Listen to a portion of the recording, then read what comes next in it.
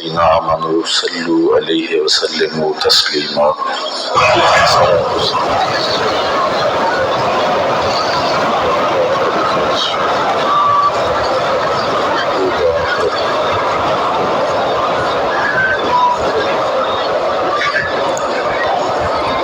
حمد و ثنا کے بعد عالی مرتبت علماء کرام، مبلغین،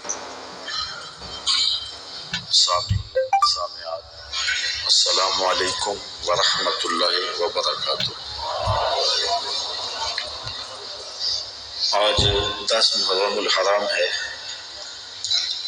اور یہ دن حضرت امام حسین رضی اللہ تعالیٰ عنہ کی یادیں لے کر طلوع ہوتا ہے۔ ویسے تو ہر دن امام حسین کا دن ہے، لیکن 10 محرم الحرام کو ایک خاص نسبت سے صدیاں قبل دوپہر کے وقت عظیمت کی جو داستان انہوں نے رقم کی تھی، آج اہل ایمان کائنات کے گوشے گوشے میں ان کو خراج پیش کر رہے ہیں۔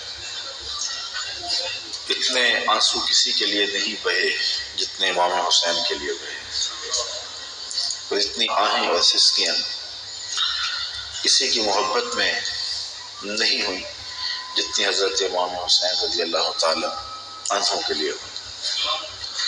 صدیاں اداس ہیں حضرت امام حسین کے لیے۔ نواسہ رسول نے عظیمت کی جو داستان رقم کی اور جس طرح انہوں نے دین کے گرتے ہوئے پرچم کو اٹھا لیا اور اپنا گھر لٹا کے دین کو لٹنے سے بچا لیا، آج ہمارا ایک ایک عضو بدن ان کو خراج عقیدت پیش کرتا ہے۔ ہمارا دل، ہمارا قلب، ہماری آنکھیں ان کے حضور محبتوں کا خراج پیش کرتے ہیں۔ علماء سے آپ نے اس عنوان سے بہت ساری باتیں سنی اور محبتوں کے نغمے بھی چھڑے رہے، کربلا کی یاد بھی تازہ ہوتی رہی اور زخموں سے خون بھی بہتا رہا، آنکھیں آنسوں کے خراج بھی دیتی رہی۔ یہ ان کے ساتھ محبت کا ایک ثبوت ہے۔ حضرت امام حسین رضی اللہ تعالی عنہ کی سیرت، آپ کا انداز معاشرت، آپ کی زندگی اور آپ کی عظیم قربانی ہم سے اس چیز کو طلب کرتے ہیں کہ ہم ان کے اسوہ کو اپنائیں۔ چونکہ وقت بہت تھوڑا ہے، میں 2-4 باتیں جو حضرت امام حسین کی زندگی سے ہم روشنی لے کر کے اپنی زندگیوں میں ڈال سکتے ہیں۔ رضائے الہی کا حصول یہ امام کا مطمع نظر تھا، اور اس کے لیے ان کی زندگی کی ایک ایک ساتھ گزرتی ہے۔ اللہ کی رضا کے لیے، اس کی قربت کے لیے اپنی جان قربان کر دینا اور اپنا سب کچھ لٹا دینا، یہ بندگی کی معراج ہے۔ شہادت کو شہادت اس لیے کہتے ہیں کہ شہید اپنے خون سے سچائی کی گواہی دیتا ہے، اللہ کی توحید کی، اس کے دین کی گواہی دیتا ہے، اور یہ بہت اونچا منصب ہے۔ حضرت امام حسین رضی اللہ تعالی عنہ کو پہلے سے یہ معلوم تھا کہ وہ شہید کر دیے جائیں گے۔ آپ کے پورے خاندان کو اس بات کا علم تھا، حضور کی زبان سے یہ بات خاندان میں پہنچی تھی، لیکن کسی ایک نے بھی آ کے حضور سے نہیں کہا کہ حضور دعا کر دے یہ مصیبت ٹل جائے اور کربلا میں جو مشکلات آنے والی ہیں، جن کی خبر دی جا رہی ہے، وہ مشکلات ان پر نہ آئیں۔ آپ تاریخ پڑھ لیں، یہ نہ حضرت سیدہ فاطمہ نے کہا ہے، نہ مولا کائنات نے آ کے عرض کی ہے، نہ خود امام حسین رضی اللہ تعالی عنہ نے حضور کی بارگاہ میں کہا ہے، نہ حضور نے کہا ہے کہ مالک حسین سے شہادت ٹال دیں۔ بلکہ حضور کے ہاتھ اٹھتے ہیں تو دعا یہ نکلتی ہے، اللہم آت الحسین صبرا و اجر، اے اللہ میرے بیٹے حسین کو صبر بھی بخش دے، اجر بھی بخش دے۔ تو حضور نے کیوں کہنا تھا کہ میرے بیٹے کو شہادت نہ ملے؟ وہ تو اس امتحان کے لیے تیار کر رہے تھے۔ استاد جب شاگرد کو پڑھاتا ہے، محنت کراتا ہے، تو وہ یہ کبھی نہیں چاہتا کہ میں نے جو اس کو محنت کروائی ہے اس کے امتحان نہ ہو۔ وہ کہتا ہے یہ امتحان گاہ میں جائے، زمانے کو پتہ چلے کسی استاد نے پڑھایا تھا۔ تو حضور حضرت امام حسین کے لیے دعا مانگ رہے ہیں کہ مالک اسے صبر بھی دے، اجر بھی دے۔ جب کربلا میں حسین پیاس کاٹے تو پھر بھی ان کی زبان پر شکایت کا لفظ نہ آئے تو لوگ کہیں واقعی پیغمبر کی زبان چوسی تھی۔ حضرت امام حسین واقعی حضور کے کندھوں پہ کھیلے تھے، حضور نے ایسے ہی اپنا بیٹا قرار نہیں دیا تھا۔ اور یہ صبر کا امتحان تھا جو حضرت امام حسین رضی اللہ تعالیٰ عنہ نے دیا، ورنہ اگر یہ چاہتے تو فرات چھلک کے آپ کے قدموں میں آ کے سلامی نہ کرتے۔ یہ تو حوض کوثر کے وارث کے نواسے ہیں، ایڑیاں رگڑتے تو چشمے نہ پھوٹتے۔ یہ تو رب کی تقدیر کو مانے بیٹھے تھے، یہ تو اس امتحان میں کامیابی کے لیے دعا گو تھے کہ مالک ہمیں استقامت نصیب۔ امام زہری کہتے ہیں کہ جب مروان کے زمانے میں حضرت امام زین العابدین کو دوبارہ گرفتار کیا گیا اور بیڑیاں پہنائی، سب سے زیادہ دکھ حضرت امام زین العابدین نے دیکھے، کھلی آنکھوں سے یہ منظر کربلا کا سارا انہوں نے دیکھا ہے۔ کہتے ہیں واقعہ کربلا کے بعد امام زین العابدین کبھی بھی ہنسے نہیں تھے اور کبھی ٹھنڈا پانی بھی نہیں پیا تھا۔ شاید پانی پینے لگتے ہوں گے تو سکینہ کی پیاس یاد آتی ہوگی۔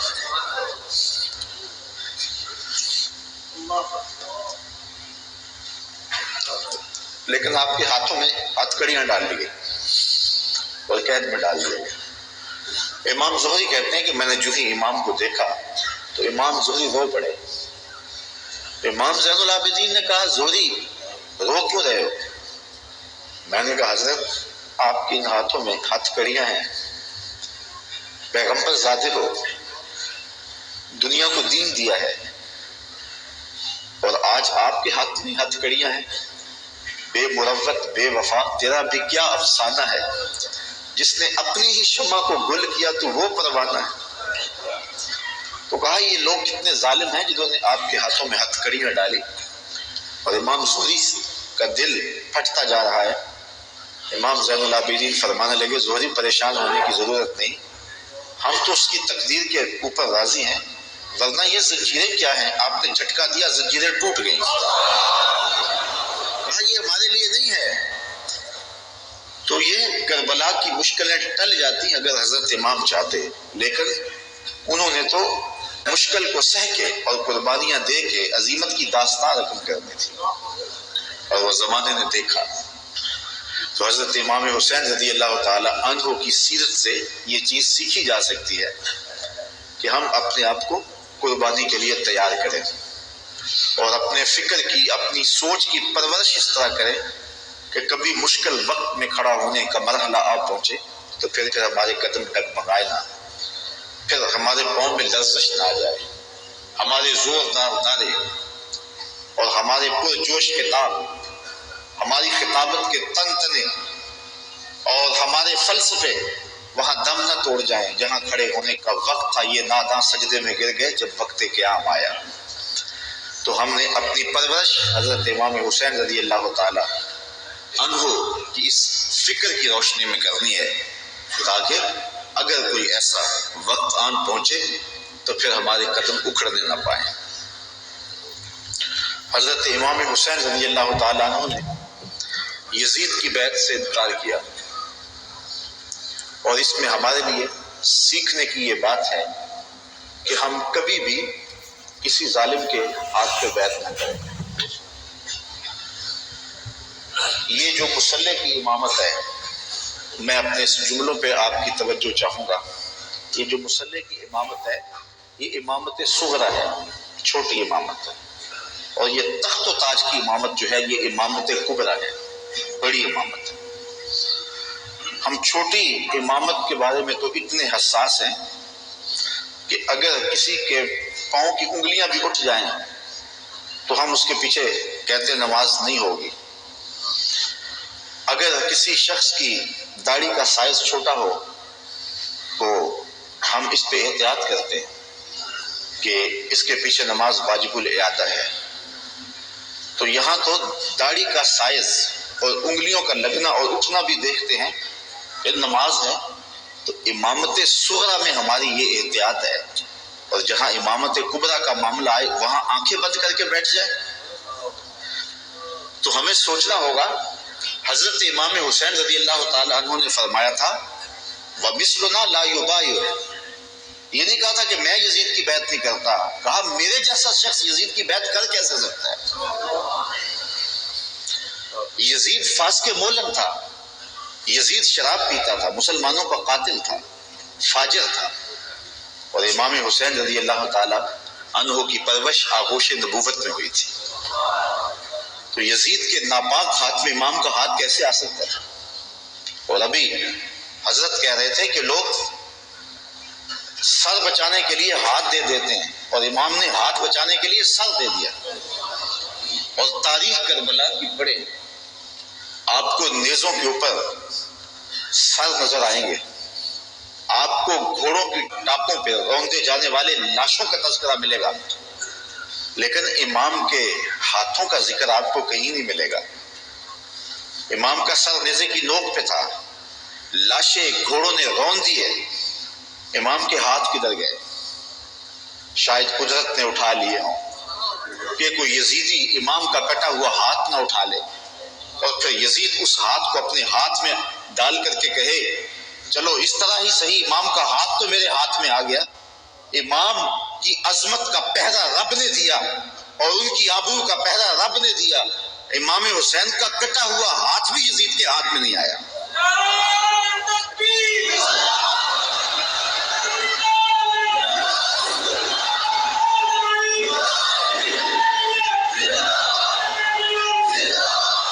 اور اس ہاتھ کو بچانے کے لیے مدینہ چھوڑا۔ مدینہ چھوڑنا کوئی آسان تو نہیں نا، 8 دن کے لیے آج ہی جاتا نا، مدینے میں رہتا ہے، اور جب چھوڑتا تو قیامت ٹوٹ رہی ہوتی۔ کسی نے پوچھا تھا عمرے اور حج کا ماجرا، تو میں نے کہا تھا کعبۃ اللہ پہ پہلی نظر مشکل ہے اور روضہ رسول پہ آخری نظر مشکل ہے۔ تو 8 دن رہنے کے بعد وہاں سے پلٹنا قیامت ہوتا ہے، اور جس نے زندگی مدینے میں گزاری ہو، جو پیدا مدینے میں ہوا، جس کے گھر کا دروازہ مسجد نبوی کے اندر کھلتا، جس کا مسکن اور مولد مدینہ ہو۔ اعظم چشتی مرحوم جب مدینہ تو رسول میں آخری حاضری پر گئے تو بیمار تھے، ویل چیئر پہ تھے، تو انہوں نے الوداع ہوتے ہوئے خادم سے کہا کہ میرا رخ حضور کے روضے کی جانب رہنے دو اور کچھ پیچھے سے کھینچو۔ اور جب وہ نظارے نگاہوں سے اوجھل ہونے لگے تو اعظم چشتی مرحوم نے کہا کہ جان بدن سے نکلتی ہے اعظم، جان بدن سے نکلتی ہے اعظم، کوئی آسان ہے مدینے سے جدا ہونا؟ تو اپنی فکر کی آبیاری کے لیے اور یزید سے اپنے ہاتھ کو بچانے کے لیے آپ نے وہ شہر مدینہ بھی چھوڑا، شہر قوبہ بھی چھوڑا، پھر مکہ المکرمہ بھی چھوڑا۔ 8 ذی الحج کو مکہ المکرمہ چھوڑا، تاریخ پڑھیں آپ، اور منا میں 8 ذی الحج کو لوگ جمع ہو رہے، اے تماشا گاہے عالم روئے تو کجا بہرے تماشا می روی۔ اب یہاں مجھے اقبال یاد آئے، مدعاش سلطنت بوتے اگر خود نہ کر دے وا چنی ساما سفر۔ اقبال کہتے ہیں کہ اگر حضرت امام حسین رضی اللہ تعالیٰ عنہ کا مدعا سلطنت کا حصول ہوتا تو اتنے تھوڑے لوگوں کے ساتھ آپ کبھی بھی سفر نہ کریں۔ ٹوٹل 145 افراد ہیں، بچوں اور خواتین کے سمیت، اور سارا مدینہ آپ کا مرید ہے۔ اللہ اکبر!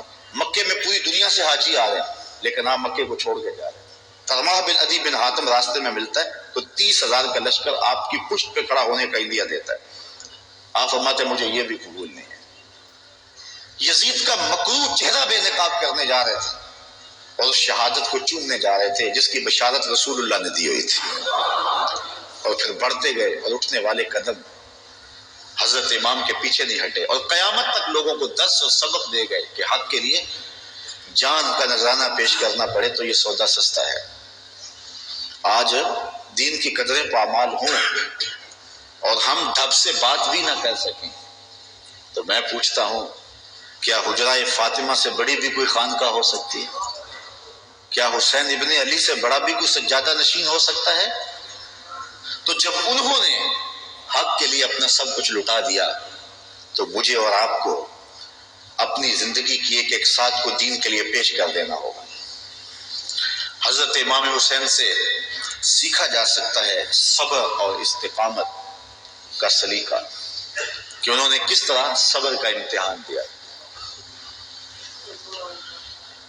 57-58 سال کی عمر کا شخص ہو اور اس کو یہاں سے چل کے باہر وضو خانوں تک 3 سے 4 مرتبہ جانا پڑے تو سانس پھول جائے گی، اور حضرت امام حسین ایک بار نہیں گئے، 71 بار لاشیں لینے گئے،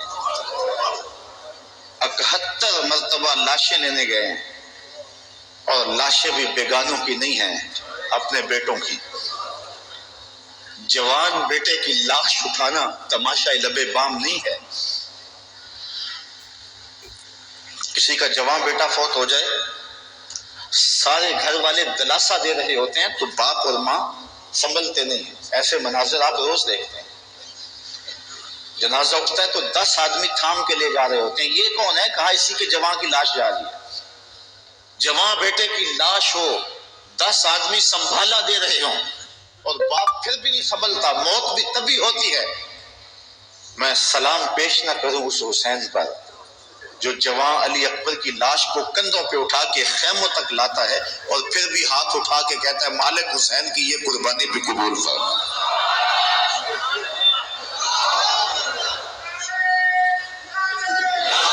اتنے دکھ تو کو ہمالیہ پہ آتے تو اس کا پتا بھی پانی ہو جاتا، وہ بھی برداشت نہ کر پاتا۔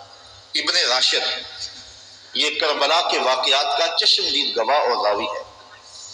وہ لکھتا ہے کہ میں خود کھڑا تھا اور میں نے حضرت امام علی مقام رضی اللہ تعالیٰ عنہ کو دیکھا کہ انہوں نے اپنے سینے سے ایک جوان کی لاش کو لپٹایا ہوا ہے اور مقتل سے خیموں کی جانب آ رہے ہیں، اور وہ جوان اتنا قد آور ہے کہ اس کے باوجود اس کے پاؤں زمین پہ گھسیٹ رہے ہیں، اور مقتل سے لے کر کے خیموں تک ریت پر ایک لکیر بن رہی ہے۔ تو میں پہچانتا نہیں تھا اس شخص کو، وہ نوجوان کون ہے؟ تو میں نے کسی سے پوچھا، میں نے کہا یہ نوجوان کون ہے جس کو امام اٹھا کے لے جا رہے ہیں؟ کہا یہ امام حسن کا بیٹا قاسم بن حسن ہے۔ وہ منظر بھی زمانے نے دیکھا، 6 ماہ کا عصر ہے اور حضرت امام ہاتھوں پہ لے کے فرات کے کنارے پہ کھڑے ہیں۔ یہ تمام حجت تھی، پانی کے محتاج نہیں تھے، کوثر چھلک کے قدموں میں سلامی دینے آتا ہے۔ حسین ابن علی کے نام پر تو پانی رکتا ہی نہیں ہے، میں ذکر کر رہا ہوں، سب کی آنکھوں میں پانی نہیں آ رہا؟ یہ پانی تو آج تک سلامی پیش کر رہا ہے۔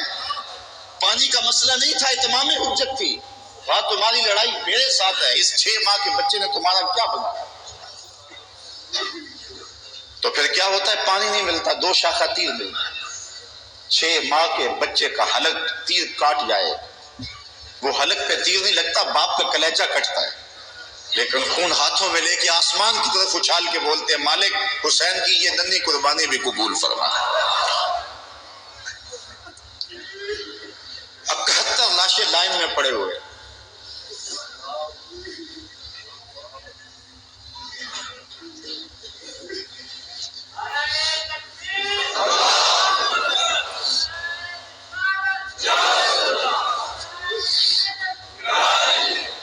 یزیدیوں کی صفاقی، ان کا ظلم اور بربریت ان کے تیور نظر آ رہے، اور خیمے کے اندر پردہ سادات بیٹھی، رسول اللہ کی شہزادیاں بیٹھی،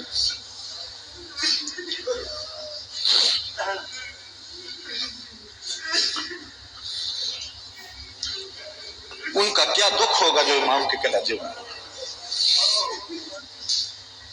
اور وہ شہزادیاں یہ ہیں کسی کا باہر بیٹا لیٹا ہوا ہے، ان کے بھتیجے اور بھانجے باہر لیٹے ہوئے، ان کو تلقین کرتے ہیں کہ صبر کا دامن نہیں چھوڑنا، اور امام گھوڑے کی زین پہ سوار ہوتے ہیں۔ بانک پن ایسا ہے جس ڈھب سے کوئی مقتل میں گیا وہ شان سلامت رہتی۔ زمانے نے دیکھا 71 لاشیں اٹھا کے خیموں تک لانے والا حسین جب گھوڑے پہ آتا ہے تو اشقیاء کی صف میں کھلبلی مچ جاتی ہے، آواز آ رہی ہے یہ کون ذی وقار ہے، بلا کا شاہ سوار ہے، لباس ہے پھٹا ہوا غبار سے اٹا ہوا، تمام جسم نازنی چھدا ہوا کٹا ہوا پھر بھی ہے ڈٹا ہوا، یہ نبی کا نور عین ہے یہ بال یقین حسین۔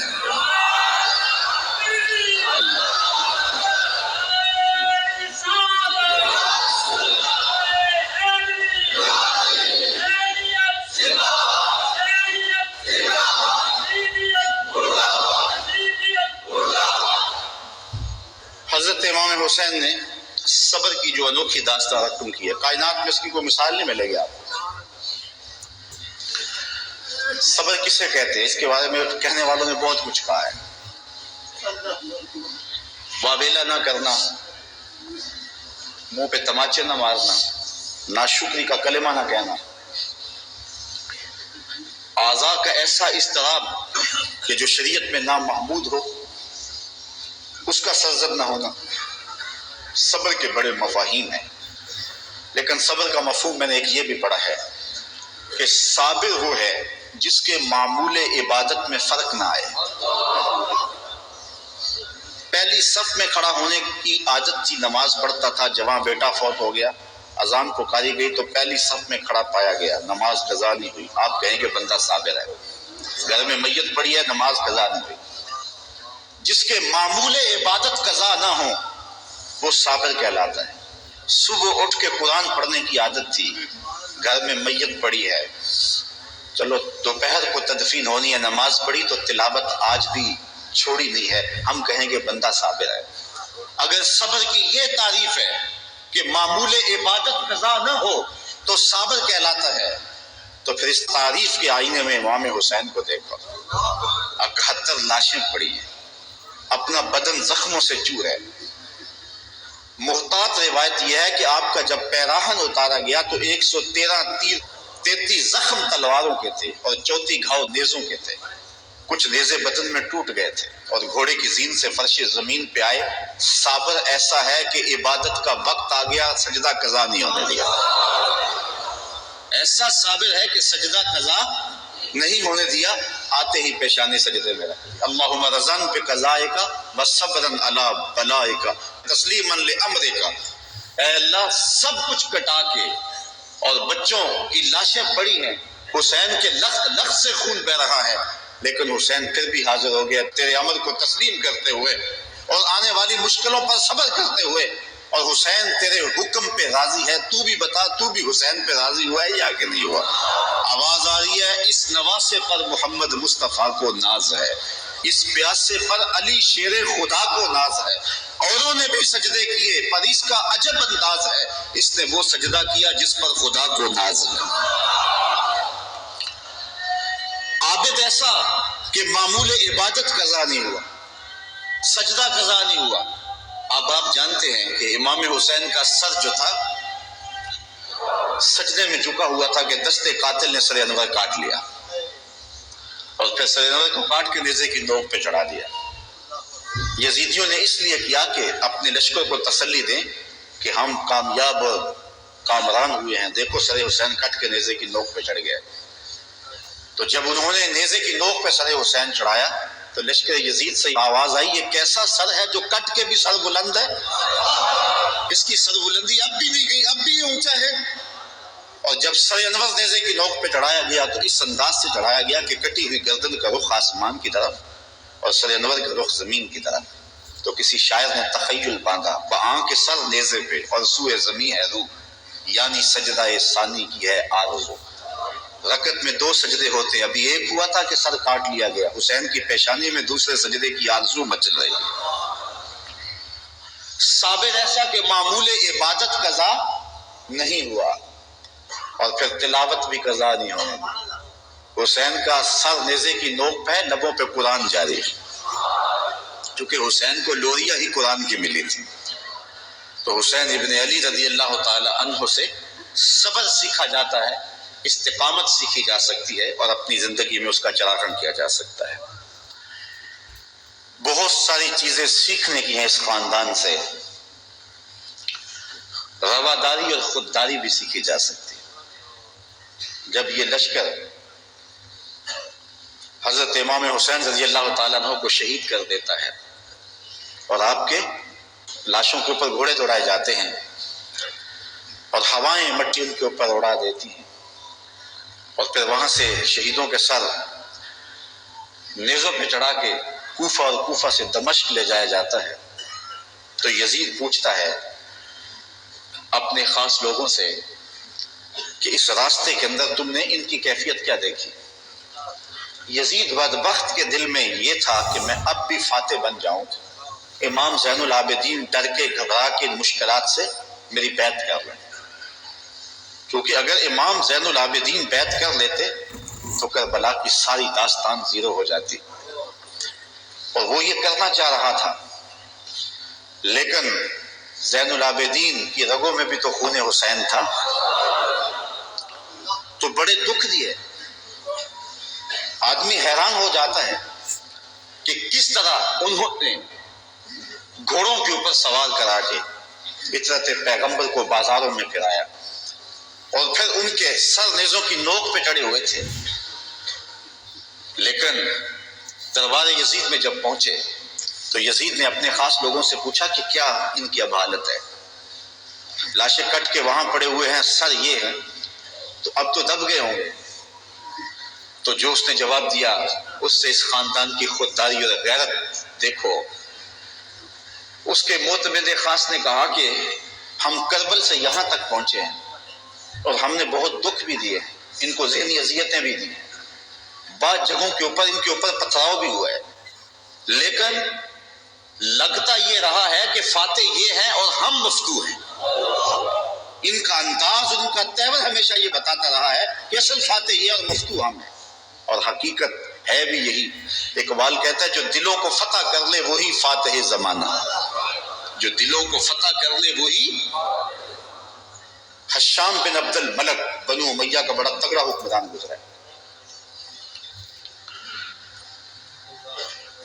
حج کرتا ہوا حجر اسود کے سامنے آیا، دل میں آیا کہ میں حجر اسود کو چوموں، ہجوم اتنا تھا کہ چوم نہ پایا۔ جن لوگوں نے حج کیا ہے منظر آنکھوں میں گھوم گیا ہوگا، تو اتنا ہجوم تھا کسی نے بادشاہ کی پرواہ نہیں کی، راستہ نہیں دیا، وہ ایک سمت کھڑا ہو کے منتظر رہا کہ کوئی رش کم ہو تو میں حجر اسود کو بوسہ کروں۔ اتنے میں امام زین العابدین بھی طواف کرتے کرتے آئے، وہ رک کر کے جب حجر اسود کو دیکھنے لگے تو لوگوں نے راہیں چھوڑ دی، آگے بڑھے، حجر اسود کو چوما اور پھر طواف میں لگ گئے۔ حشام کو بڑا غصہ آیا کہ میں بادشاہ وقت اور میرے لیے لوگوں نے راستہ نہیں چھوڑا اور ان کے لیے راستہ چھوڑ دیا، تو وہ اپنے درباری شاعر فرزدق سے کہنے لگا من ھذا، یہ کون ہے؟ حالانکہ وہ جانتا تھا یہ امام زین العابدین، لیکن اس نے تحقیر کرنے کے لیے تجاہل عارفانہ برتتے ہوئے کہا من ھذا، اے کون ہے؟ وہ جو فرزدق شاعر تھا تو بادشاہ کا درباری شاعر، لیکن آج اس کی غیرت جاگی۔ جب اس نے کہا نا من ھذا، یہ کون ہے، تو فرزدق نے کہا بادشاہ تو نہیں جانتا یہ کون ہے؟ اس کو تو بطحا کے سنگریزے بھی جانتے ہیں یہ کون ہے، اس کو تو فرش والے بھی جانتے ہیں اور افلاک والے بھی جانتے ہیں کون ہے۔ کہا یہ تو فاطمہ کا بیٹا ہے، یہ علی کا شہزادہ ہے، رسول اللہ کا نواسہ ہے، اور پھر کھڑے کھڑے امام کی شان میں قصیدہ لکھ دیا، اور اس میں فرزدق نے بادشاہ کو مخاطب ہو کے کہا تیرا نکرہ کرنا اس معرفہ کو نکرہ نہیں کر دے گا، یہ کل بھی معرفہ تھا، یہ آج بھی معرفہ ہے، تیرا من ھذا کہنا اس معرفہ کو نکرہ نہیں کرے گا۔ بادشاہ کو اتنا غصہ آیا کہ اس نے فرزدق کو ایک قد کنویں میں ڈلوا دیا، قید کروا دیا۔ امام کو پتہ چلا تو انہوں نے اشرفیوں کی ایک تھیلی بطور جو ہے وہ محبت فرزدق کے پاس بھیجی، اس نے چوم کے آنکھوں سے لگائی اور خادم کے ہاتھ میں واپس کرتے ہوئے کہا کہ امام سے کہنا، میرا سلام دینا، کہنا ان ٹگوں کے لیے بادشاہوں کی نوکری کی ہے ساری زندگی، اور یہ جو میں نے قصیدہ لکھا ہے پیسوں کے لیے نہیں کیا، اشرفیوں کے لیے نہیں لکھا، آپ کے نانے کی شفاعت کے لیے لکھا ہے۔ جو دلوں کو فتح کر لے وہی فاتح زمانہ۔